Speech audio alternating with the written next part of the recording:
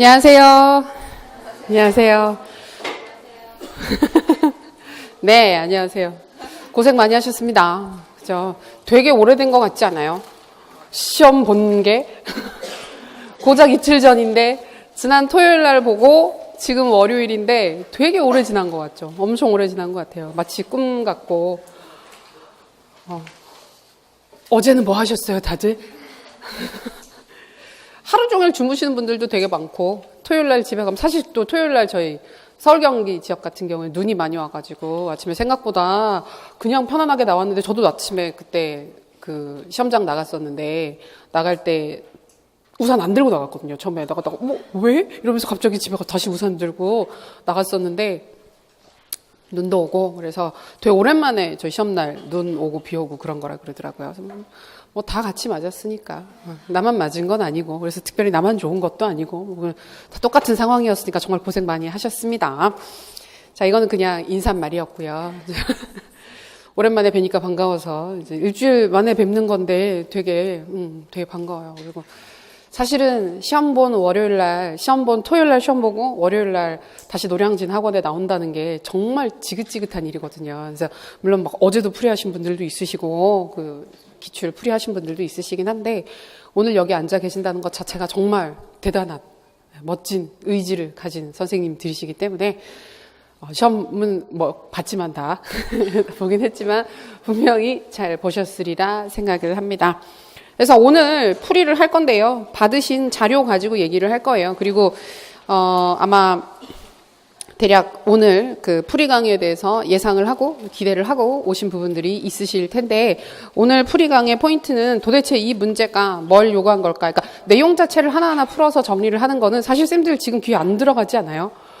그죠? 자, 우리 공부합시다. 이게 아니잖아요. 그래서 맞냐고, 틀렸냐고. 그게 지금 뭘 써야 되냐고. 그게 지금 궁금한 상황이기 때문에 문제에서 요구하는 포인트들 잡아보고, 그 다음에 이제 우리가 채점 기준을 공개하지 않기 때문에 정확하게 날 수는 없지만 유출을 했을 때 요런 부분들이 필요할 것이다. 그러니까 그런 부분들을 중심으로 확인을 할 거예요.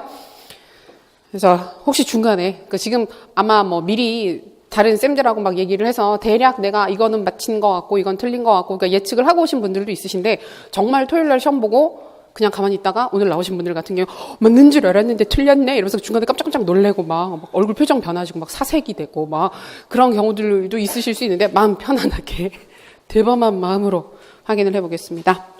자, 이번 문제는 교육학 같은 경우에는 뭐 전공은 전공마다 조금 차이가 있긴 했겠지만 전체적으로 편안하게 풀 수 있는 문제가 절대 아니었습니다. 절대 아니었기 때문에 아마 시험장 분위기 자체도 1교시 끝나면 그런 게 있잖아요. 약간 분위기라는 게 있잖아요. 1교시 끝날 때 막 오 이러면서 괜찮은데? 그래서 막 올해 전공만 보면 왠지 이런 느낌이 드는 그 흐름이 있고 이제 봤는데 다들 막 침을 조용. 그래서 막 조용히 막 화장실 가고 막 다들 그래서 막 이러고 있고 막 이런 분위기가 있는데 올해 시험 같은 경우에는 절대 모두에게 편안한 느낌을 주는 시험은 아니었다. 근데 문제를 하나하나 따지고 보면 되게 어려운 건 아니었는데 왜 도대체 그렇게 빡빡하게 느껴졌을까? 그걸 먼저 써야 되는데 다음 페이지를 보시면 출제 경향 문제를 먼저 앞에 놓는 게 좋으니까 문제 자체 난이도가 올라갔다. 형식은 큰 차이가 없었습니다. 익숙한 형식이었고 제시문 구조 자체도 교사의 성찰 노트였었잖아요. 내가 수업을 했는데 이런 부분들에 이렇게 어려움이 있었어. 이렇게 얘기가 나왔기 때문에 형식도 정말 별거 없었습니다. 그다음에 대신에 제시문의 단락을 일부러 넘버링을 해가지고 구분을 해놓은 게 조금 특이한 부분이었는데 요거는 이제 문제 출제를 하는 쪽, 그다음에 채점을 하는 쪽에서 그러니까 의도하지 않았던 다른 부분에서 답을 끌고 와가지고 쓰게 되면 이게 틀린 얘기는 아닌데 요구하는 사항은 아닌 경우들이 있었던 거예요. 그래서 그런 부분들 때문에 채점의 명확성 이런 부분들을 고려해서 조금 구성을 한 게 보입니다. 근데 이번 문제가 특히 어렵게 느껴졌었던 여러 요인들 중에 하나가 항목이 많았죠. 물어보는 항목 자체가 되게 짜잘짜잘하게 많아서 넉넉히 쓰다 보면 한두 개 정도가 빠뜨려질 수 있는 부분이었습니다. 그래서 우리도 9, 10월 달에 한 번씩 연습하다가 보면 짜잘짜잘하게 뭐가 많이 들어간 문제는 쓸 때도 시간도 많이 걸리고 쓰면서도 좀 불안하고 이런 경향이 있는데 문제가 딱 그랬어요. 그래서 물어보는 항목을 되게 많이 항목별로 최대한 이론 2개씩을 막 넣으려고 애를 쓰고 하는 부분들이 보였습니다. 변별 때문에 그래요. 자, 그리고 세부적 사항들, 생각보다 디테일한 부분에 대한 확인들이 좀 있었죠. 그래서 저희는 아마 가드너 후반부에 문제를 쭉 확인을 했었고, 가드너도 외울 수 있으면 외우자. 그리고 그 외운 다음에 만약 그 두 가지 개인 내적 지능과 대인관계 지능은 특이한 부분이기 때문에 걔네들은 꼭 외워야 된다라고 말씀드렸었기 때문에 아마 그런 부분들 크게 무리는 없으셨겠지만, 그렇지만 처음에 갑자기 아니 지능 이름을 쓰라고 하게 되면 되게 뭐 이런 것까지 물어봐, 문제가 이러면 안 되는데, 이런 느낌으로 처음부터 시작을 하잖아요. 그래서 게다가 그 심리가 우리가 올해 그 얘기를 하긴 했었지만, 그러니까 계속 안 나왔었기 때문에 심리 영역을 다들 가볍게 많이 봤을 거예요. 근데 만약에 뭐가 빠지고 뭐가 들어간다면 심리를 가능성이 높다. 그리고 지능 부분 늘 관심이 높으니까, 그다음에 가드너, 스턴버그 항상 같이 봐야 된다. 그랬던 부분이라서 그게 준비가 안 되신 분들은 첫 번째 항목부터 되게 빡빡했을 거다. 그리고 예, 그렇고 교육 과정은 사실 어렵진 않았는데, 그 교육과정 학습 경험의 선정의 원리라고 하는 게 아주 초반에 나오는 기본적인 사항이잖아요. 근데 그러다 보니까 또 대충 보고 넘어가신 분들 같은 경우에는 기회는 기회지. 그죠? 만족은 만족이지. 좋은 게 좋은 거 아니겠어? 이런 느낌으로 제시문에 있는 내용 가지고 풀었을 수밖에 없었던 부분은 또 있어요. 그래서 요게 쓰실 때는 사실 별로 잘 못 느끼고 쓰셨을 수도 있는데, 나중에 채점이 되어 놓고 보면 빡빡하게 채점을 하면 여기에서 점수가 좀 빠질 수 있는 여지가 있는 항목입니다. 그리고 잠재적 교육 과정은 이전에 한번 출제됐었죠. 그래서 그렇지만 다시 나올 수 있으니까 확인을 하는 부분들. 그리고 가장 그 난해하게 느껴졌던 영역은 반드시 분명히 평가입니다. 모든 쌤들이 공통적으로 느꼈던 그 느낌이었을 거예요. 평가에서 두 가지를 확인을 했는데, 하나가 척도. 저희 수업에서도 크게 자주 많이 다루진 않았습니다. 다른 거 얘기하면서 슬쩍슬쩍 넘어가면서, 그러니까 교육 연구할 때나 아니면 이제 평가 방법 얘기를 할 때 같이 언급을 하고 넘어갔었던 기법이기 때문에 아주 자세히는 보지 않았어요. 생소했을 거예요. 근데 전체적으로 그랬고, 지금 보면 이것 때문에 많이 뭐 저희 수업뿐만이 아니라 다른 강의 들었던 분들 같은 경우에도 도대체 답이 뭐냐를 가지고 가장 얘기가 분분한 영역이기도 해요. 그래서 좀 더 짚어드릴게요. 이게 채점을 할 때 약간의 이슈가 있을 수 있는 부분이 평가가 될 것 같기는 해요. 그리고 근데 평가 문제를 보면 정말, 그러니까 내시는 분 입장에서는 신경 써서 낸 건 맞아요. 그리고 너무 평가의 그 마인드를 가지고 문제를 접근하셨기 때문에 얘면 얘지 않아? 얘가 들어가면 당연히 이쪽이지 않아? 라는 생각을 너무 깊게 하고 계셨던 거예요. 그래서 그 문제 자체는 되게 명확하게 냈는데, 받아들이는 사람 입장에서는 뭐지? 라고 생각을 할 수 있는 요소들이 조금 보였습니다. 그래서 평가가 가장 어려웠다. 그리고 신뢰도 추정 방법 중에서 문학 내적 합치도를 확인하는 부분이었는데, 요게 저희가 신뢰도 같은 경우에도 추정 방법 쪽까지만 보면 된다. 다른 것까지는 아닌데, 그래도 혹시 모르니까 몇 가지를 봐야 되는데, 이제 그 중에 하나로 문학 내적 합치도. 근데 이제 재밌는 건 뭐냐면, 척도법도 그렇고 문학 내적 합치도라는 신뢰도 추정 방법도 그렇고 학교에서 안 쓰는 거예요. 학교 현장에서 솔직히 얘기를 하면 현장에서 현장에는 교사들이 직접 설문지를 개발을 해서 신뢰도 추정까지 크롬바그 알파 개수로 돌려야 되는 건데, 그것까지 돌려가지고 뭔가를 추정을 해서 문제를 타당화해서 쓴다라고 하는 게 비현실적이죠. 그래서 이제 그런 측면들이 분명히 있긴 했지만, 평가 같은 경우에는 그러니까 그 약간 의도를 가지고 접근하는 문제는 분명히 맞는데, 변별이 되는 포인트는 그 척도법보다 신뢰도 추정 방법 쪽에서 변별이 될 거예요. 그쪽에 포인트가 있을 거예요. 그래서 문학 내적 합치도 쪽으로 잘 들어가신 분은 앞에 척도에서 좀 실수를 하셨더라도 크게 무리가 없다. 이번 문제 가장 변별의 포인트가 되는 항목은 뭘까요? 4개 중에. 평가 아니에요. 이번 문제는 변별이 되는 항목이 평가가 아니라고 보시는 게 맞습니다. 평가는 다들 이랬다라 저랬다, 사실 좀 이렇게 많이 틀리기도 하고 실수도 많이 했던 부분이기 때문에 평가는 크게 변별이 되지 않고, 오히려 변별이 될 수 있는 포인트는 행정 쪽입니다. 3점밖에 안 돼서 조금 약하기는 한데, 행정에서 물어봤었던 부분들에서 생각보다 오답이 많이 나온 분위기고, 지금 분위기를 보면 잘못 쓰신 경우들이 많았고, 생각보다 가드너를 잘못 접근하신 분들도 굉장히 많았어요. 그러니까 가드너 자체는 안 외우신 거, 세부 유형을 안 외워서 못 쓰신 경우. 그래서 가드너랑 그 행정 쪽, 요 두 가지가, 변혁적 지도성 찬 요 두 가지가 변별 포인트가 될 수 있는 문제니까, 평가에서 사실, 그리고 평가는 점수를 되게 쪼개놨어요. 점수를 되게 쪼개놨기 때문에 그거 가지고 막 뭐가 하나 맞았다 틀렸다를 가지고 너무 일희일비하실 부분은 아니니까 조금 편안하게 생각하셔도 괜찮습니다. 그 부분은. 그리고 마지막 행정이 지도성을 물어봤죠. 지도성을 물어보면서 사실은 그러니까 변혁적 지도성을 찾는 게 포인트가 되는데, 뒤에 추가적으로 물어봤었던 항목은 변혁적 지도성이랑 상관이 없었어요. 변혁적 지도성과 관련해서 뭘 물어보는 게 아니라 우리 변혁적 지도성을 증가시켜야 될 것 같은데 그걸 향상시키기 위해서 동료 교사들이랑 뭘 하면 좋을까요? 라고 물어봐서 결국은 추가적으로 물어봤었던 2점짜리는 그 동료 교사들과의 전문성 신장 기법을 2가지 적당히 얘기를 해봐 라고 얘기를 한 거예요. 이제 그런 부분들이 좀 있어서 전체적으로 이제 뭐가 이 문제를 어렵게 느껴지게 했느냐 하면 정확하게 정답을 찍어서 쓰라고 한 항목들이 있었던 반면 이거 뭐지? 아무거나 써도 되는 거 아닌가? 좀 열려있는 문제들이 있었잖아요. 그것 때문에 쓰면서도 계속 찝찝한 거. 그러니까 내가 정답을 정확하게 알고 쓰면 맞췄다 틀렸다가 분명하잖아요. 그래서 좀 마음이 덜 불편한데 그게 아니라 쓰면서도 이렇게 써도 되나? 저렇게 쓰면 점수를 줄까 말까를 고민해야 되는 부분들이 좀 많아서 전체적으로 좀 불확실한 느낌을 많이 주는 시험이었습니다. 그래서 채점을 어떻게 할지가 사실은 되게 궁금해요. 근데 아마 영역별로 조금 갈릴 수 있을 것 같아요. 영역별로 조금 갈릴 것 같아요. 출제하시고 기준을 만드는 분위기 자체를 다 알지는 못하지만 분위기를 보지는 못하지만 재밌는 부분들이 몇 가지씩 보이기는 해요. 그래서 문제로 돌아오셔서 포인트를 먼저 찾고 넘어가겠습니다. 문제는 특별한 부분 없었죠. 김 교사가 모든 활동 수업 후 성찰한 내용을 기록한 메모라고 해서 이제 성찰일지를 보여주는 겁니다. 자, 메모를 읽고 수업 개선을 위한 교사의 반성적 실천이라는 주제로 학습자에 대한 이해, 교육과정 편성, 운영 이런 식으로 해서 영역별로 딱딱딱 제시를 해줬어요. 서론 쓰시고 결론 쓰실 때 활용하셨으면 되는 거고 주제가 쉬웠어요. 이번에 주제 논의 안 어려우셨죠? 주제 논의 하시면서. 주제가 다른 것보다 되게 주제 논의가 그냥 자연스럽게 술술 되게끔 위에 썼던 내용에 근거해서 쓰면 아무 얘기나 해도 그냥 주제 논의가 되게끔 주제를 낸 건 되게 좀 편안하게 볼 수 있는 부분입니다. 자, 배점 부분 보겠습니다.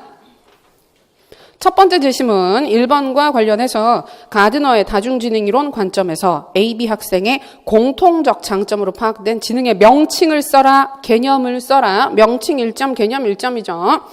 요건 지금 대인관계 지능 찾을 수 있습니다. 대인관계 지능. 그다음에 김교사, 그러니까 이거는 별거 없어요. 대인관계 지능 찾으시고 개념 서술하시면 돼요. 개념도 폭이 넓기 때문에 그 안에서 맞는 얘기를 했으면 점수 다 받으실 수 있는 부분입니다. 두 번째, 김 교사가 C 학생에게 제공할 수 있는 개별 과제와 그 과제가 적절한 이유를 하나 써라. 자, 이건 열린 문제입니다. 이 문제는 과제의 성격이 정해져 있지 않습니다. 이걸 써야만 정답이다라고 보는 문제가 아니고 실제로 이 문제가 물어본 건 뭐게요? C 학생의 지능 관련 요소가 뭔지를 물어본 거예요. 그러니까 위에서 지금 AB 학생 얘기를 하면서 공통적으로 지능 요소를 물어봤었잖아요. 공통적으로 강점으로 가지고 있는 지능이 뭐냐. 그래서 개인 내적, 대인 관계 지능을 찾으라고 하는 게 나와 있었는데 지금 두 번째 보시게 되면 개별 과제를 써라. 그리고 그 개별 과제가 왜 효과적인지 이유를 써라. 그러면 개별 과제가 효과적인 이유를 쓰기 위해서는 이유가 있어야 되잖아요. 근거가 있어야 되잖아요. C 학생이 어떤 특성을 가진 학생이기 때문에 이러저러한 과제가 효과를 가진다라는 근거가 있어야죠. 근데 그 부분이 결국 개인 내적 지능이에요. 그 얘기가 들어가야 돼요. 그러니까 생각보다 그걸 많이 놓쳤을 거예요. 그냥 그럼 뭘 쓰지? 여기 제시문을 읽어봤더니 자신의 감정과 장단점을 잘 이해한대. 근데 이걸 보면 딱 지금 개인 내적 지능이잖아요. 근데 그 얘기를 쓰신 분이 있고 안 쓰신 분들이 있더라고요. 근데 이건 채점 진행이 되는 걸 보기는 봐야 되는데 원래 의도 자체는 개인 내적 지능을 얘기를 하면서 타당화를 해주는 거. 근데 그 앞에 오는 과제는 사실 뭐가 돼도 괜찮은 거예요. 뭐가 돼도. 그러니까 아무거나 다 되는 건 아닌데 진짜 아무거나 다 써도 갑자기 여기서 협동학습이 타당하다. 그럴 수는 없잖아요. 그럴 수는 없는데 우리가 보통 쓰는 거 뭐 성찰 노트를 쓸 수 있는 과제를 제시를 한다든지 자기주도적 학습을 할 수 있는 과제를 제시를 한다든지 어떤 거든지 간에 자신이 혼자서 무엇인가를 성취해낼 수 있는 과제를 주기만 하면 돼요. 어떤 분들은 이게 꼭 개별화 학습 과제를 제시를 해야 되냐 꼭 그런 것도 아니에요. 그런 것도 아니고 그냥 혼자 스스로의 과정에 대해서 생각해 볼 수 있는 기회를 줄 수 있는 과제를 주면 되는 건데 그게 과제에서 끝나는 게 아니라 그 뒤에 개인 내적 지능이라고 하는 포인트가 들어갔어야 한다. 그거죠. 그래서 그 부분을 어떻게 채점을 할지 빡빡하게 채점을 하면 그걸 뺄 거고 빡빡하지 않게 채점을 하면 제시문에 있는 내용 가지고 타당화를 해도 점수를 줄 수 있을 것 같아요. 근데 지금 분위기 자체가 다들 어렵다 힘들다 이런 얘기들이 많이 나오고 있으니까 전체적으로 너무 빡빡하게는 못할 것 같은 느낌이 없지 않아 있어요. 지켜봐야 되긴 하는데 약간 그런 부분이 있어요. 자, 두 번째 제시문 2번과 관련해서 타일러의 학습 경험 선정 원리 중 기회 원리로 첫 번째 물음을 설명하고 첫 번째 물음, 그리고 만족의 원리로 두 번째 물음을 설명을 해라. 내용을 보면 별거 없어요. 제시문 내용도. 근데 이제 이게 우리가 학습 경험 선정 원리 중에서 전반부에 나오게 된 한 3가지 정도 원리는 기억을 해두는 게 좋다. 개념 같은 경우에도 들어가야 된다. 그 사례에서 찾으라고 할 수 있기 때문에. 근데 이번에는 사례에서 찾으라고 하는 게 아니라 사례에서 찾으라고 하고 싶었을 것 같은데 바꾼 것 같아요. 찾으라고 했었으면 훨씬 더 깔끔했을 거예요. 우리 입장에서도 깔끔하게 찾을 수 있었는데 외운 사람들은 쓸 수 있는데 불안했던 거죠. 명칭을 쓸 수 있을까? 그래서 풀어쓰라고 했는데 이렇게 되면 채점이 조금 어렵기는 해요. 느슨하게 하면 이건 점수가 거의 다 나와요.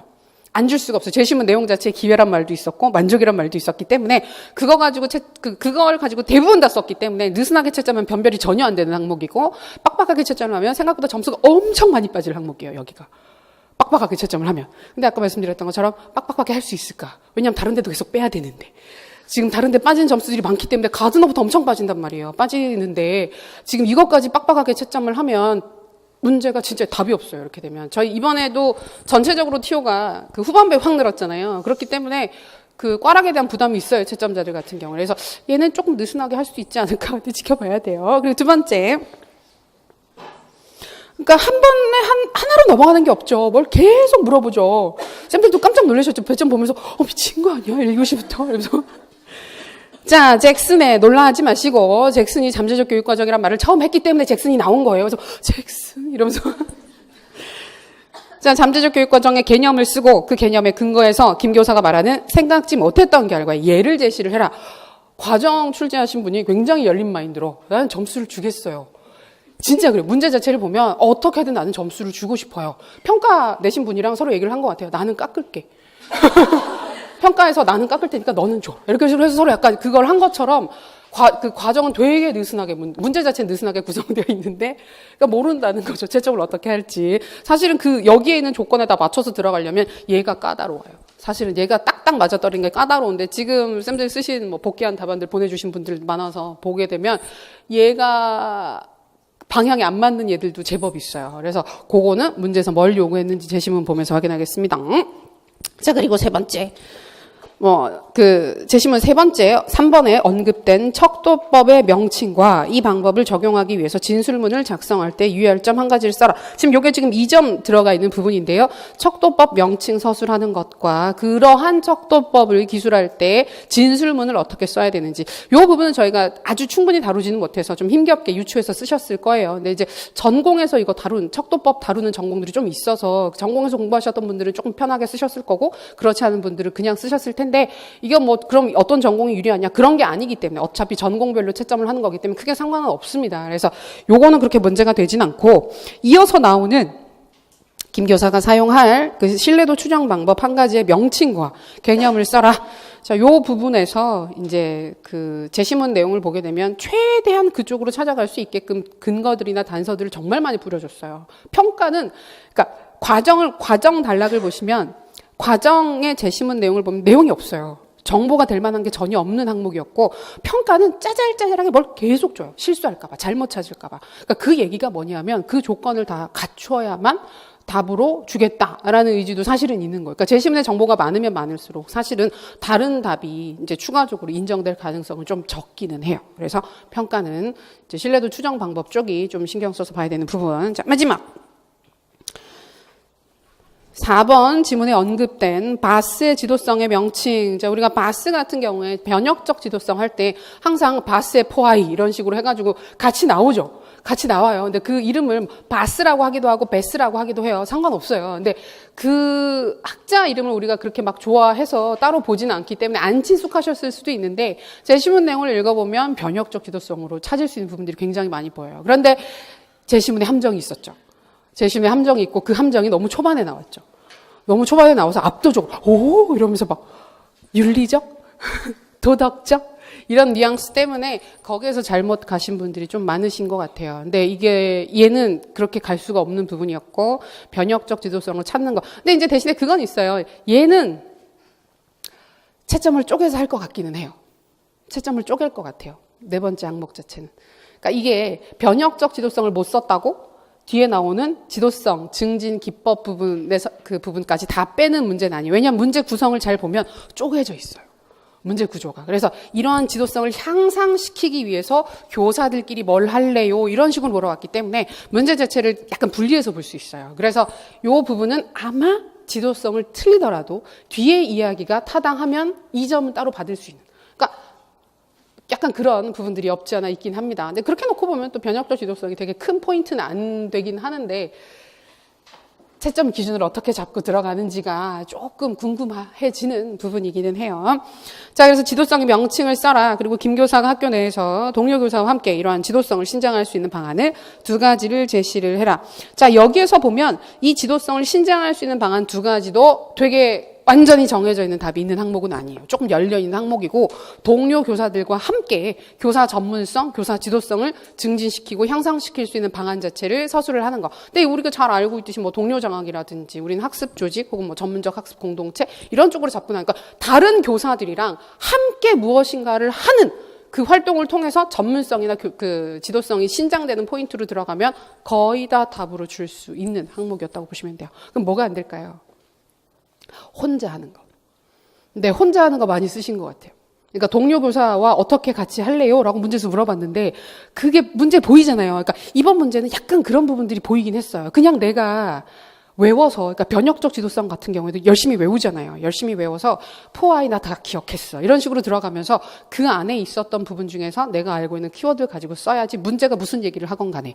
이런 식으로 접근을 하면 점수를 줄 때 애매한 부분들이 있어요. 문제 자체도 보면 이렇게 다른 교사들과 뭘 하려고 할 때 어떻게 할래요? 이런 식으로 물어보잖아요. 그러면 그 조건들을 최대한 맞춰서 지켜줘야 되는 거예요. 그리고 잠재적 교육과정 파트의 사례도 마찬가지고 이 사람이 얘기했었던 이런 생각지 못했던 사례는 뭐가 있을지 한번 얘기를 해봐. 내가 알고 있는 잠재적 교육과정의 그 결과를 아무거나 써도 된다는 게 아니라 이 교사가 지금 얘기를 하고 있는 상황에 잘 맞는 사례는 뭐가 있을까? 이런 식으로 조건을 좀 한정해 주는 건 분명히 보여요. 그러니까 결국은 문제에서 요구하는 부분들을 좀 더 신경 써서 거기에 다가갈 수 있게끔 답을 쓰는 게 여전히 중요한 문제였습니다. 그래서 그런 부분들을 신경 쓰시면서 쓴 답안과 그렇지 않은 답안은 분명히 차이가 나요. 점수에서. 보통 그냥 다 비슷하게 썼다 그러면 그런 문제에서 요구하는 부분들에 포커싱이 돼서 쓴 답안들이 2, 3점 정도는 조금 더 받는 경향이 있거든요. 그래서 그런 것들을 조금 어떻게 나올지 이제 예측을 해보실 수 있습니다. 본문 다시 보실게요.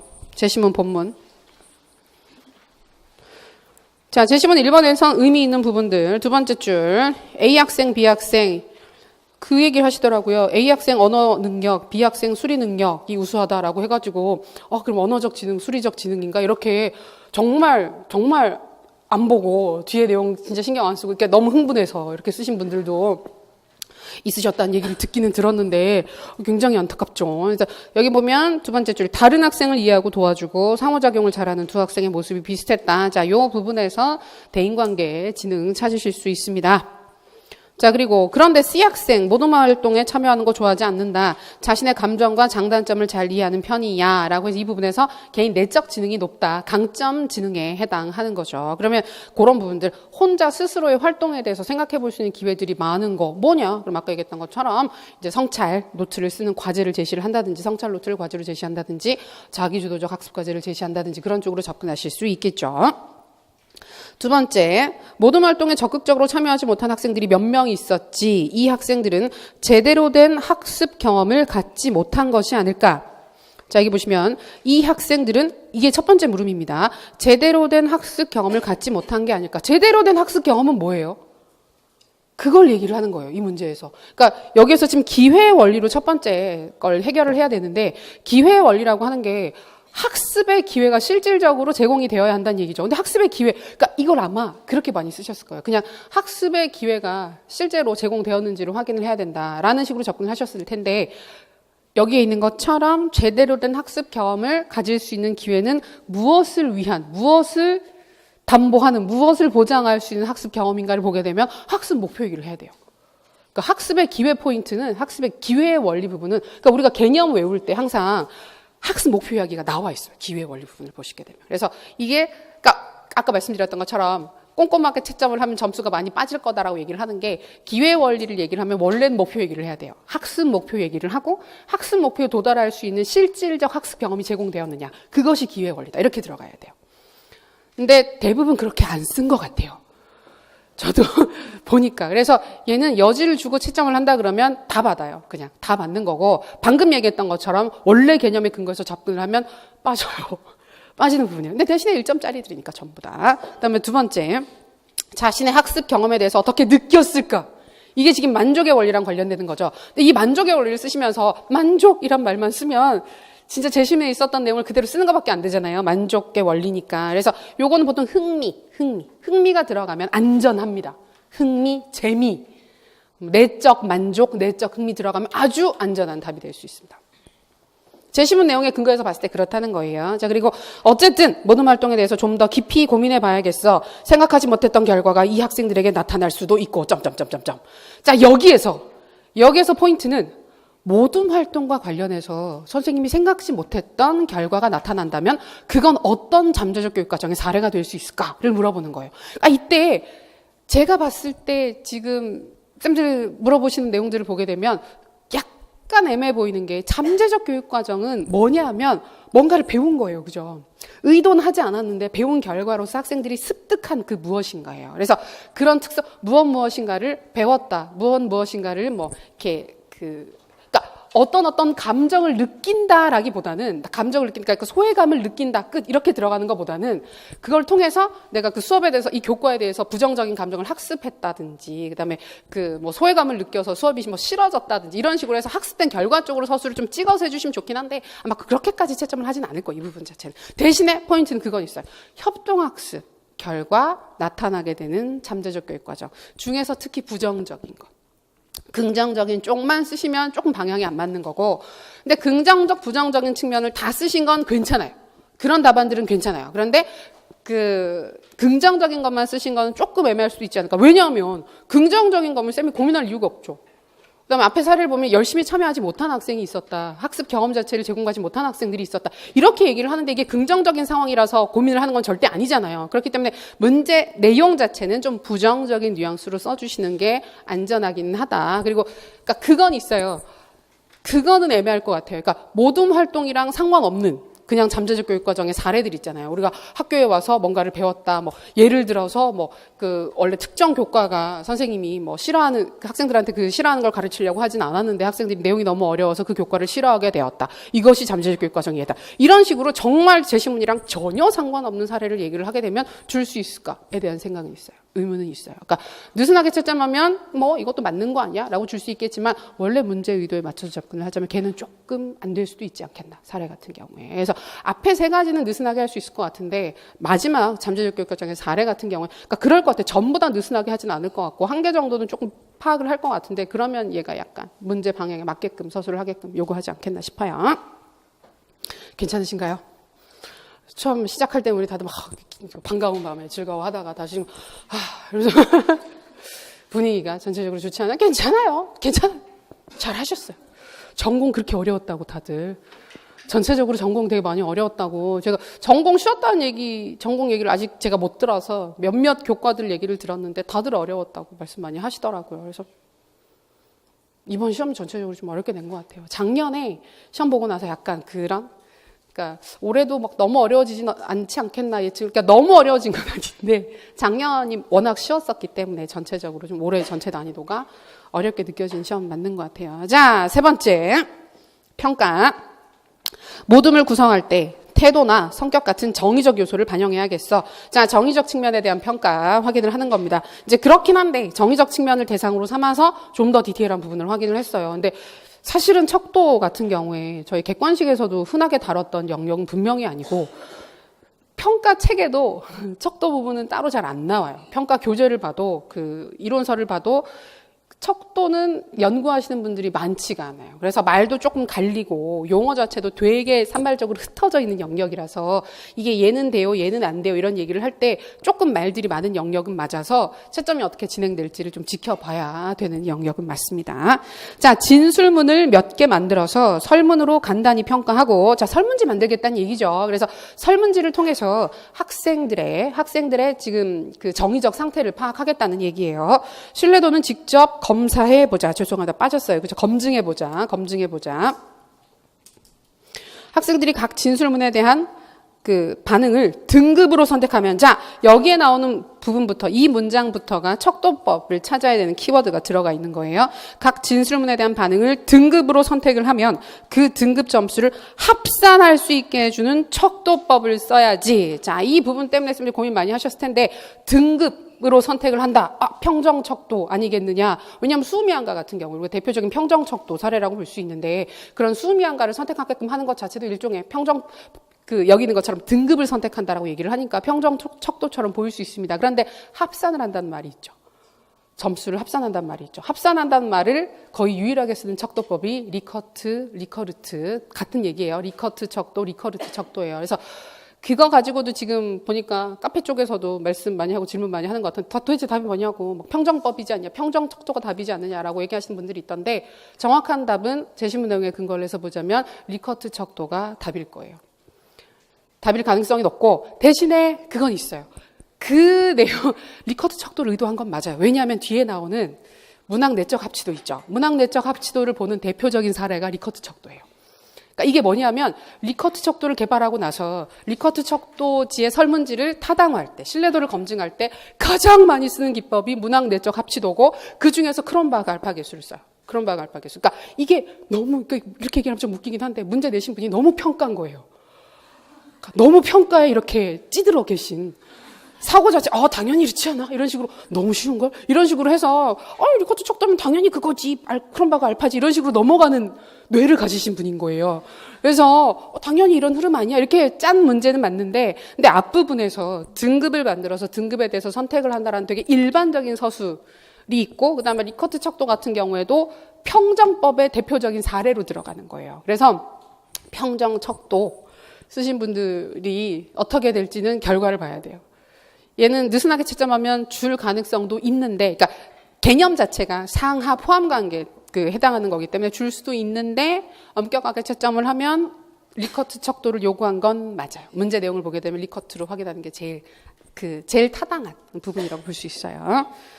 리커트 척도 우리가 그 사례 같은 거 얘기할 때도 간단하게 얘기하고 넘어가는 건데, 뭐 제일 좋다, 제일 나쁘다 이런 식으로 해서 그 척도를 뭐 아주 가볍게 만들면 3점, 그다음에 5점, 7점, 9점 이런 식으로 해서 쭉 등간을 나눠 가지고 채점을 하게끔 반응을 하게끔 하는 걸 저희가 리커트 척도라고 얘기를 하는데, 그런 물어봤죠. 근데 그거는 그렇게 흔하게 다루는 부분은 아니기 때문에 알고 쓰신 분도 있고 어쩌다가 쓰신 분들도 있고, 이제 약간 좀 그렇게 갈리는 부분은 맞아요. 근데 크게 문제가 될 것 같지는 않은, 그게 그렇게 크게 변별이 될 수 있는 부분은 아닌 것 같고, 이제 그 다음에 이어서 나오는 게, 여기 보시게 되면, 설문 문항으로 쓸 진술문을 만들 때 이 척도법의 유의점을 꼭 지키자. 제시문 내용이 되게 재밌죠. 약간 웃기지 않으세요? 지키자. 이런 식으로 해서. 근데 요거는 이제 그런 식으로 보통은 이렇게 쭉 등급을 나누어서 문장을 표현하는 거기 때문에 해당하는 부분에 대해서 문장을 뭐 잘 써야 되는 이런 몇몇 조건들이 있어요. 이건 조금 이따가 예시개요 보시면서 확인하실 수 있습니다. 자, 그리고 신뢰도 추정. 자, 평가를 한 번만 실시해서 신뢰도를 추정해야 할 텐데. 자, 평가 한 번 할 수 있는, 한 번만 시험 보고 신뢰도 추정하는 기법 2개밖에 없잖아요. 반분 신뢰도 아니면 문학 내적 합치도 2개밖에 없잖아요. 그런데 여기서 반분 신뢰도는 문제가 있으니 다른 걸 써야지. 그럼 정말 이건 답이 예외가 있을 수가 없어요. 문학 내적 합치도로 뚝 떨어지는 거예요. 근데 문학 내적 합치도가 명칭이 되게 많아요. 그래서 이게 어떤 일이 생길 수 있느냐 하면, 뭐지? 기억이 안 나는데? 적당히 써볼까? 썼는데 맞히는 경우들이 제법 나올 것 같아요. 그러니까 문학 내적 합치도가 그냥 문학 내적 신뢰도라고 써도 답이 되는 경우들도 있고, 그렇게 쓰신 분들이 있어요, 실제로. 내적 합치도만 써도 답이 되는 경우들도 있고. 그래서 얘가 아마 그렇게 좀 다양한 표현을 허용하는 기법이기 때문에 답이 될 것 같고, 그 다음에 크론바흐 알파 계수, 알파 지수법이 아까 말씀드렸던 것처럼 그 문학 내적 합치도를 볼 때 가장 널리 쓰는 기법이에요. 그래서 보통 어떤 식으로 세트가 되느냐면, 평정법 중에서 실제로 가장 많이 쓴 건 리커트 척도가 되는 거고, 리커트 척도, 그거 말고 진짜 잘못 들어갔어요. 문학 내적 합치도를 확인할 때 가장 흔히 쓰는 건 크론바흐 알파 계수다. 이런 식으로 들어가서 2개를 거의 동격으로 같은 개념으로 쓰는 경우들이 있어서, 크론바흐 알파 계수 쓰신 분들은 누가 그런 답을 쓴단 말인가 생각하실 수 있는데, 근데 그것도 쓰신 분들이 좀 있을 수 있거든요. 크론바흐 알파 계수도 답이 될 가능성이 좀 높아요. 요애는 조금 더 높아요. 이쪽으로 답을 해줄 가능성은 좀 높다고 봅니다. 그래서 평가가 되게 신경 써서 이거 아니면 안 돼 이런 식으로 답을 딱딱딱 만들어 놓은 문제를 만들긴 했는데 문제를 만들고 보니까 약간 오히려 더 다른 영역들보다 조금 채점할 때 이게 범주를 어디까지 잡느냐에 따라서 점수가 조금 폭이 생길 것 같은 영역은 맞아요. 지켜봐야죠. 그리고 실제로 저희 시험 같은 경우에는 1차 시험에서 교육학은 그런 얘기를 듣지는 못했지만 전공 같은 경우에는 재채점하는 사례들이 있었어요. 그 전공에 따라 지역에 따라 1차 채점을 진행을 했는데 1.5배수가 안 나오는 경우, 2배수가 안 나오는 경우들이 있어요. 그러면 그대로 진행하는 지역도 있고 재채점을 하는 경우들도 있어요. 그래서 점수를 올리는 경우들이 있어요. 그렇죠? 그러니까 특히 교육학 같은 경우에는 채점을 엄격하게 해서 꽈락이 후두둑 나와버리게 되면 잘못해서 꽈락이 후두둑 나와버리면 애초에 그것 자체를 볼 수가 없는 상황이 돼버리잖아요. 그렇기 때문에 전체적으로 좀 느슨하게 할 수도 있지 않을까 하는 기대를 해봅니다. 그래서 너무 우려하지 마시고 지금 다들 표정 하고 계신데 아니에요. 지금 척도는 크게 문제는 될 것 같지 않고 대신에 이제 신뢰도 파트에서는 문학 내적 합치도 인근 근처에 있는 용어들 그쪽으로 서술해 주시면 될 것 같습니다. 마지막 자, 더 나은 수업을 위해서 지금 고친다고 다 고쳤는데도 문장이 빠지네요. 이상하게 그 정부에서 나온 문서들에서 그 PDF 나온 문서를 긁어서 옮기면 항상 빠져요. 몇몇 말들이 빠지게 돼 있거든요. 그래서 당연한 건데 다 엄청 빠졌었는데 다 못 채워놨네요. 더 나은 수업을 위해서 새로운 지도성이 필요하겠어. 네, 윤리적 도덕적 기준을 높이고 원수 같은 키워드입니다. 여기에서 지금 이 문장 때문에 아마 맞게 쓰신 분들도 초반에 굉장히 불안했을 거예요. 나머지 읽어보면 나머지 모든 90%가 변혁적 지도성 같은데 왜 여기에서 윤리 도덕이라는 얘기를 하고 있을까? 나와요. 그러니까 변혁적 지도성 같은 경우에도 초반에 왜 카리스마적 지도성이랑 유사하다는 얘기를 하잖아요. 그랬을 때 그 카리스마를 획득하는 요소들 중에 개인이 가진 매력, 인간적인 매력, 언변, 외모 이런 것도 들어가긴 하는데 되게 높은 수준의 도덕성, 윤리성 이런 부분을 통해서 모범을 보이는 것도 그런 개인적 특성, 인간적 특성에 같이 포함시키는 경우들이 있어요. 근데 얘는 정말 이거 가지고 판단을 하셔서 윤리 도덕이라고 도덕적 리더십으로 가셨으면 되게 안 맞는 거죠. 나머지 부분들에서는 도덕적 리더십이라고 하는 부분이 보이지가 않잖아요. 우리 보통 근데 항상 전통적으로 많이 헷갈리는 지도성이 변혁적 지도성, 그다음에 여기 있는 것처럼 도덕적 지도성, 초우량 지도성, 그다음에 맞아요. 요 세 가지 하면서 질문하신 분들이 되게 똑같아요. 되게 똑같아서 어떤 분들은 초우량이랑 도덕이랑 어떻게 달라요? 같은 거 아니에요? 어떤 분들은 문화랑 변혁이랑 비슷한 거 아니에요? 뭐가 어떻게 달라요? 그러니까 이 세 가지를 서로 이제 다른 짝을 지어서 뭐랑 비슷하다, 구분이 안 된다라고 되게 꾸준히 물어보시는 부분들이에요. 그래서 저희가 그때도 왜 추가 자료 보면서 그 지도성 같은 게 구분 여러 번 하고 확인을 했었던 게 많이 헷갈릴 수 있는 요소들이 있어서 그랬던 거거든요. 근데 도덕적 지도성이 답이 되려면 이 지문에 무슨 내용이 들어가야 될까요? 지도자들의 지도자요. 그게 없으면 안 돼요. 도덕적 지도성의 가장 핵심은 초우량 지도성과 공통적으로 들어가 있는 구성원들 하나하나를 지도자로 만든다. 근데 이제 그거 얘기만 하고 있으면 초우량이 되는 거고, 근데 거기에 덧붙여서 이런 윤리적 도덕적 모범이 되어야 한다. 조직 자체를 윤리적이고 도덕적인 조직으로 만들어야 된다. 이런 걸 막 강조를 하게 되면 거기에서 이제 도덕적 지도성을 갈 수 있는 건데 여기에는 그런 내용이 없죠. 도입을 할 때 윤리성, 도덕성 얘기를 하고 있지만 읽어보시면 새로운 지도성, 그다음에 새로운 방식으로 학생들을 대하자. 학생들의 혁신적, 창의적 사고의 자극제가 될 수 있을 거야. 혁신, 창의 이런 말들 좋아하는 거 우리가 변혁. 조직 자체를 혁신할 때, 구성원들한테 완전히 새로운 영감을 부여를 할 때 우리가 변혁적 지도성 얘기를 하게 되는데 그런 포인트들이 보이게 됩니다. 학생들을 적극 참여시켜 동기와 자신감을 높이고 학생 개개인을 주인으로 만들자 이런 얘기 안 보이죠. 스스로의 리더로 만들자 이런 얘기 없잖아요. 그냥 동기를 높이자. 높은 수준의 동기를 만들자. 학생 개개인의 욕구에 특별한 관심을 가지면 이 부분 보면서 눈이 확 떠지지 않으셨습니까? 개개인의 욕구에 관심을 가진대. 개별적 배려, 개별적 관심이야. 이거는 진짜 빼도 박도 못하는 변혁적이야. 그래서 나머지 부분들을 보면 저희가 외워서 이렇게 기억을 했었던 포아이에 해당하는 부분들 중에 상당한 부분이 제 지문에서 발견이 되고 있습니다. 잠재력을 개발시켜야지라고 얘기를 해주고 마지막에 보면 독서가 이 지도성의 개인적 신장 방안이 될 수 있겠지만 여기까지만 하고 끝났으면 좋았을 텐데 동료 교사와 함께하는 방법도 찾아보면 좋겠어. 근데 앞에 나와 있는 방법을 보세요. 독서라고 얘기를 했어요. 특별한 게 아닌 거예요. 내가 개인적으로 이런 변혁적 지도성을 증진시키기 위해서 책 읽고 공부하면 되겠네 라고 얘기를 했는데 그 책 읽고 공부하는 걸 혼자 하지 말고 남들이랑 다른 동료 교사들과 같이 하려면 뭘 할 수 있을까? 라고 얘기를 하면 우리 접근할 수 있는 방안이 동료 장학을 한다든지 아니면 뭐 협의회, 다양한 협의회를 통해서 그 전문성을 신장시킨다든지 전문적 학습 공동체나 학습 조직을 활용한다든지 그런 쪽으로 가라는 거예요. 그러니까 이거는 다른 게 아니라 이번 문제에서 후반부에 물어봤던 아마 느낌은 그거예요. 아, 이거는 다 쓰겠지. 이렇게 물어보면 동료 교사들이랑 하는 거 아무거나 쓰면 되니까 아무거나 쓰겠지. 그런 느낌으로 낸 거예요. 엄격하게 뭘 요구하지 않고. 대신에 조건이 있는 거 동료 교사들이랑 뭘 같이 해야 된다. 혼자 하는 게 아니라 혼자 책 읽는다고. 혼자 하는 건 책 읽는다고 앞에 나와 있잖아요.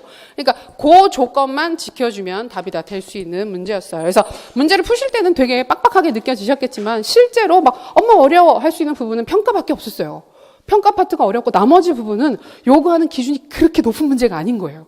그래서 오히려 채점을 해보면 점수가 모르겠어요. 작년만큼은 못 나올 것 같긴 한데 예년보다 특별히 떨어질 것 같진 않아요. 특별히 떨어질 것 같진 않고 이거 그럼 도대체 몇 점을 받아야 되느냐. 나와보면 알죠. 1차 점수 나와보면 뭐 그때 다 결정이 되는 거니까 뭐 섣불리 예측을 할 수는 없지만 그 안정적인 합격권 점수라고 하면 14, 15 정도 언저리부터 괜찮지 않을까 싶기는 해요. 그러니까 이제 너무 그 스트레스 받으면서 미리 염려하실 건 아닌 것 같다. 나와봐야 아는 겁니다. 채점을 알면 좀 더 느슨하게 하면 좀 더 올라갈 수 있는 거고 빡빡하게 하면 끝도 없어요, 문제는. 아까 얘기했던 것처럼 여지가 제법 있어요. 여지가 제법 있어서 이제 첫 번째 거야 뭐 그렇긴 하지만 과정 이런 쪽에서 엄격하게 들어가 버리게 되면 점수가 생각보다 많이 빠져요. 멀쩡하게 다 썼는데 점수가 빠질 수 있는 부분들이 제법 있기 때문에 그런 부분들 염두에 두시고 보시면 되겠습니다. 다 얘기했는데 다 얘기했어요. 예시 개요 보시면 지금 얘기했던 것들 정리하고 있습니다. 서론 잘 쓰셨나요? 잘 써지시던가요? 시험장에 가니까 생각보다 좀 떨리죠. 그리고 이번에 시간이 빡빡했죠. 개수가 많아서 요구하는 항목이 많아서 초반에 서둘러서 쓰지 않으셨으면 정말 끝날 때까지 막 되게 쫓기면서 많이 쓰셨을 거예요. 아, 미친 거 아니야? 이러면서 막 왜 이렇게 전반부에 쓸 게 많지? 그리고 분명히 많이 쓰셨을 수 있는 부분이 가드너도 많이 쓰셨을 것 같은데 잠재적 교육과정 파트에서 주저리 뭐 되게 많이 쓰셨을 거예요. 앞에 그 기회 원리, 만족 원리 쓰시면서 아, 좀 부족한 걸 이러면서 막 계속 쓰게 되는 요소들이 좀 있어서 후반부에 서술하시면서 조금 시간이 모자라는 부분들이 분명히 있었을 거예요. 자, 그래서 가드너 파트는 대인관계 지능 찾는 거. 그다음에 두 번째 C 학생 부분은 이제 그 어떤 과제든지 뭐 자기 성찰적 과제, 성찰 노트, 자기 주도적 학습 과제. 그러니까 이것만 답이 된다는 건 아니고 이제 개인이 중심이 되어서 할 수 있는 활동들이면 다 돼요. 뭐 예를 들어서 구성주의적인 개별 학습 과제를 준다. 괜찮아요. 그 부분도. 근데 그걸 통해서 결국 스스로가 성찰할 수 있고 반성할 수 있는 기회를 제시해 준다. 그 부분을 얘기하면서 개인 내적 지능 얘기를 하면 아주 충분한 답이 될 수 있습니다. 그리고 기회 원리 부분, 타일러 넘어가서 아까 얘기했던 것처럼 기회 원리 개념 보세요. 특정 목표, 교육 목표를 달성하기 위해서는 목표가 의도하는 행동을 학습자가 스스로 경험해 볼 수 있는 기회가 학습 경험 속에 내포되어야 한다라고 얘기를 해서 이게 제일 큰 키워드는 기회가 맞아요. 학습의 기회를 제공한다라는 게 맞는데 그 기회라고 하는 것의 전제 조건으로 들어갈 수 있는 게 학습 목표이기 때문에 요 두 가지를 어디까지 보느냐. 그다음에 제시문 내용을 보면 제대로 된 학습 경험을 갖지 못한 것이 아닐까 걱정하는 첫 번째 질문이 목표를 달성할 수 있는 실제적 학습 경험의 기회가 제공되지 못하진 않았나 하는 염려다. 이렇게 논의해 주시면 되겠고. 개념을 명확하게 안 쓰셔도 돼요. 이 부분은 기회 원리랑 만족의 원리는 개념을 정확하게 쓰시는 것보다 그 개념에 근거해서 그 제시문의 질문을 이런 의미로 볼 수 있다. 이런 것들을 염려하고 있는 것이다. 이런 부분들에 대해서 걱정하고 있다. 이렇게 서술해 주시면 됩니다. 이번 문제는 그건 있어요. 특징이 요구하는 것만 쓰시면 돼요. 근데 진짜 그렇게 많이 쓰셨을 거예요. 요구하는 거 왜 쓰려고 그러면 너무 빡빡하고 시간도 모자라서 아마 다 못 쓰셨을 텐데 요구하는 것만 써도 충분히 되게끔 문제가 구성되어 있었어요. 그래서 진짜 나머지 부분은 안 볼 거예요. 이번 시험은 채점의 그 구성을 보게 되면 개념을 쓰라고 하지 않았는데 개념을 써야 되나요? 이런 부분들은 이제 상관이 없는 문제라고 보시면 돼요. 그다음에 만족의 원리 부분 보시면 자, 학생이 수행하는 과정에서 만족감을 느낄 수 있어야 한다. 자, 만족감 키워드로 들어가야 하는데 추가적으로 아까 흥미나 재미, 내재적 만족, 내재적 기쁨, 즐거움 이런 부분들로 정리되면 되겠고. 잠재적 교육과정 개념. 그다음에 생각하지 못했던 결과에 이해 보시면 모든 활동에 적극적으로 참여하지 못한 학생이 자신의 사회적 관계나 기술에 대한 열등감을 느끼고 모든 활동에 대한 부정적 태도를 학습할 수 있다. 하기 싫다 이런 식으로. 근데 어떤 것들이든지 간에 마지막에 끝날 때 무엇인가를 학습할 수 있다. 의도하지 않았지만 무엇인가를 배울 수 있다. 이렇게 정리를 해주시면 거의 답이 될 것 같아요. 자, 척도, 리커트 또는 리커르트 영어로 쓰셔도 상관없고요. 근데 이제 예, 그렇죠. 왜냐하면 리커르트 척도는 실제로 영어로 많이 써요. 이 평가 쪽이 번역하는 데 있어서 이제 워낙 번역어 자체가 다양하게 쓰이다 보니까 다 귀찮으니까 그냥 쓰자. 크롬바그 알파 개수도 그냥 크롬바그 다 영어로 쓰고, 그러니까 사람 이름이니까 어차피 사람 이름 쓰고, 그 다음에 옆에 알파 개수 그렇게 쓰는 경우들이 많이 있죠. 여기 보시면 특정 대상에 관해 작성된 모든 진술문에 대해 동의하는 정도를 표시하도록 한 다음 진술문의 평정 점수를 합산하는 척도법이다. 이게 문제 자체는 사실은 그건 있어요. 이게 평정법을 쓰는데, 그러니까 문제 전제 자체가 우리가 평정을 할 거야. 평정을 하는데 그 평정을 할 때 쓸 수 있는 척도가 되게 많아. 그 중에 무슨 척도를 쓰면 될까? 제시문에 나와 있는 건 이런 내용인데 이게 무슨 척도일까? 라고 물어본 거라서 답은 정확하게 리커트 척도가 되는 게 맞기는 해요. 그런데 이제 아까 말씀드렸던 것처럼 제시문에 약간 여지가 있었기 때문에 그런 부분들을 감안을 하게 되면 평정 척도 같은 경우에도 아주 느슨하게 채점을 하면 점수를 줄 수도 있지 않겠나. 여기 보시면 긍부정의 연속선상의 양극단에 해당하는 진술문으로 구성된 척도법이다. 유의점 부분 보시게 되면 여기 보면 중립적인 진술문이 포함되지 않아야 한다라는 조건이 있습니다. 그러니까 쌤들 설문조사 하실 때 많이 경험해 보셨을 텐데, 난 이게 여기에 대해서 좋다라고 했을, 여기에 대해서 어떻게 생각하느냐, A에 대해서 어떻게 생각하느냐, 좋다, 싫다 하면 그 사이에 좋다가 아니죠. 매우 좋다, 중간 보통이다, 그다음에 조금 좋지 않다, 매우 좋지 않다, 이런 식으로 쭉 선택하는 거. 그 사이에서 내가 생각하는 지점을 딱 찍어서 선택을 하는 진술문을 쓰는 거기 때문에 중립적인 문항을 가지고 이런 리커트 척도를 만드는 게 불가능하거든요. 그래서 문항 서술을 할 때 이제 그런 부분들을 조심해야 된다. 그다음에 긍정문과 부정문의 수가 비슷하도록 구성되어야 한다. 특성의 양극단에 대한 개념을 확실히 할 필요가 있다. 측정치를 수량화할 수 있도록 구성해야 된다. 이런 부분들을 유의점으로 제시를 할 수 있습니다. 근데 이제 유의점 부분은 느슨하게 할 것 같아요. 아주 택도 아닌 이야기를 하지 않은 이상은 거의 점수를 줄 것 같고, 그다음에 실제로 평정법 자체가 주관적 판단이 개입될 수 있는 부분이기 때문에 이제 중앙 집중화 현상 있잖아요. 중간값에 다 모여서 쌤들도 설문지 할 때 보면 그렇게 답하지 않으세요? 보통이다. 대부분 그렇죠. 그리고 매우 좋다라고 잘 하지 않죠. 괜찮았음에도 불구하고 약간 좋았다, 이렇게 답을 하지, 아주 좋았어요, 이런 식으로 잘 답을 하지 않게 되는 경향이 있기 때문에 이제 그런 문항을 서술을 할 때 주의를 해야 된다든지, 이런 일반적인 서술도 거의 채점을 해줄 것 같기는 합니다. 자, 그 다음에 신뢰도 추정 방법 부분은 문항, 내적 합치도, 개념 부분 보시면 각각의 문항 하나하나를 독립된 검사 단위로 생각하고 그 문항들의 합치성, 동질성, 일치성을 종합해서 상관계수로 확인하는 기법이다. 이런 말들이 다 들어가지 않아도 키워드가 되는 건 문항 하나하나를 평가 도구로 보고, 평가 자체로 보고, 문항들끼리의 비슷한 정도로 확인한다. 그렇게만 쓰셔도 괜찮습니다. 개념 자체는. 자, 그 다음에 마지막에 변혁적 지도성 찾으신 거. 이건 혹시나 해서 적어 놓은 건데요. 추가 부분 보시면 제시문에 있었던 학생들을 적극 참여시켜 동기와 자신감을 증진시킨다. 감화적 행위 연관지어서 볼 수 있고, 개개인의 욕구에 관심을 가지는 거, 개별적 관심, 학생의 잠재력을 개발하는 거, 지적 자극, 이런 부분들로 다 해석이 될 수 있는 상황이었기 때문에 다른 거 여지없이 포아이, 그래서 변혁적 지도성으로 찾을 수 있다. 그리고 증진시키는 방안으로는 동료 장학, 학습 조직, 전문적 학습 공동체, 이런 식으로 정리가 가능한 부분이죠. 그 정도입니다. 그래서 지금 혹시 몰라서 추가 자료로 쌤들 궁금해 하시니까 평정법 뒤에 자료 조금 넣어 놓긴 했는데 이건 참고해서 보시면 되겠고, 뒤에 있는 적중 자료들은 이걸 해야 돼서 넣어 놨는데요. 저희 수업할 때도 말씀드렸었지만 적중 자료 같은 경우에 교육학에 교육학 다 하잖아요. 다 언급하고 지나가는 거고, 저희 가드너부터 해서도 다 다뤘던 부분들이고 강조했던 부분들이고, 저희 그렇기 때문에 특별히 이게 큰 의미가 있는 건 아닌데, 이제 이런 부분들을 좀 얘기를 해서 하라고 하니까 넣어놨던 거예요. 그래서 수업 들었던 쌤들은 다들 잘 아실 테니까 그렇게 확인을 해보면 되겠습니다.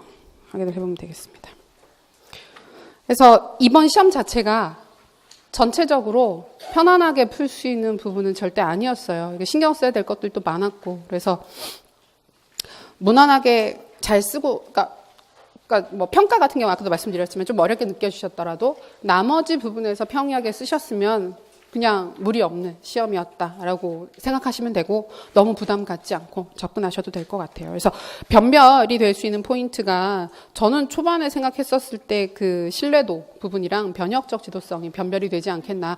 과정은 변별이 많이 안 될 것 같아요. 과정 항목 자체는 사실은 큰 의미가 없을 것 같긴 한데 이 두 가지가 좀 변별이 되지 않겠나 생각을 했는데 지금 와서 또 시험 보신 분들, 다른 분들 얘기를 들어보니까 가드너 못 쓰신 분들도 생각보다 많더라고요. 그래서 그렇게 되면 포인트를 꼭 집을 수는 없거든요. 저는 가드너 진짜 다 맞힐 거라고 생각을 했기 때문에. 근데 이제 그렇게 되면 조금 달릴 수는 있죠. 달릴 수는 있는데 그러면 한두 개를 딱 찍을 수는 없지만 무난하게 쓰셨으면 크게 무리 없이 괜찮은 결과가 나올 수 있지 않겠나 생각을 합니다. 그래서 이렇게 풀이를 하면서 또 이제 올 한 해 교육학 공부가 정리가 되는 시점인데 후회 없는 공부 잘 하셨으리라 생각을 하고 정말 고생하셨고 이제 전공 이제 또 확인을 하셔야 될 텐데 전공은 풀이 강의가 없는 경우들도 많고 혼자 그저 아름아름으로 막 답인가 답이 아닌가 하면서 고민하셔야 되는 부분들이 많죠. 자, 지금 하셔야 되는 건 그게 중요한 게 아니라 2차 준비입니다. 2차 준비입니다. 근데 시험 보고 나면 사실 좀 느낌이 있잖아요. 느낌이 있긴 한데 교육학은 그래도 대충 어느 정도인지 감이 오는데 전공은 정말 감이 없는 경우들이 많아요. 그러시는 분들이 그 1차 나오는 걸 보고 준비해야 되지 않겠어 이렇게 생각하시면 절대 안 됩니다. 절대 안 되고 최근 분위기 자체가 2차가 워낙 중요하고 그다음에 준비하는 기간 그 자체가 그러니까 올해 끝나면 괜찮은데 만약에 내년까지 시험을 본다 그러면 지금 준비하는 게 내년의 밑거름, 실질적인 밑거름이 될 수 있기 때문에 바로 2차 준비 여러 가지 다양한 측면으로 접근하시면 좋겠고 빨리 스터디 진행하시면 좋겠고 저희는 다음 주에 2차 특강이 있습니다. 2차 특강이 있어서 저희 수업 들으셨던 수강생들 대상으로 해서 2차 특강 할 예정인데 날짜가 완전히 확정되지 않았는데 아마 수요일, 목요일 해서 이틀을 하거나 아니면 그 2주로 하거나 이걸 지금 얘기 중이거든요. 근데 일단 두세 번 정도 진행을 할 예정이고 그다음에 세부적인 일정은 또 좀 말씀드릴 텐데 2차는 원래 강의도 많고 수업도 많고 활동들도 되게 많잖아요. 근데 어느 하나만으로는 절대 안 돼요.